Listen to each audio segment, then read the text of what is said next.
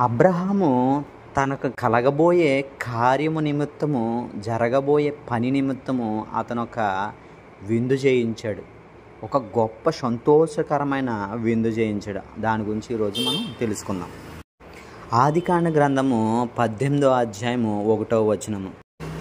అబ్రహాముకి దేవుడు దర్శనమందు ప్రత్యక్షమై, ఆదికాండ గ్రంథము 12వ అధ్యాయము 7వ వచనం, నీ సంతానము అధికమగునని, నీ సంతానమునకు ఈ దేశం ఇచ్చేదనని దేవుడు ప్రత్యక్షమై అబ్రహాముతో చెప్పాడు. అబ్రహాముకి అప్పటి వరకు సంతానము లేని సమయంలో దుఃఖిస్తుండగా, ప్రార్థనలో దేవుని అడుగుచుండగా, అబ్రహాముకు దేవుడు ప్రత్యక్షమై ఈ విధంగా నీ సంతానముకు ఈ దేశమంతా ఇచ్చేదనని గొప్ప వాగ్దానము దేవుడు చేస్తున్నాడు. ఈ సంతోషంలో అబ్రహాము ఉండగా ఆదికాండ గ్రంథము 18వ అధ్యాయము 2వ వచనం, అబ్రహాము దర్శనం నుండి మేలుకొని కనులెత్తి చూడగా దూరం నుండి 3 మనుషులు రావడం అబ్రహాము గమనించి వారికి గొప్ప విందు చేసినట్లుగా మనం ఈ వాక్యంలో గమనిస్తున్నాం.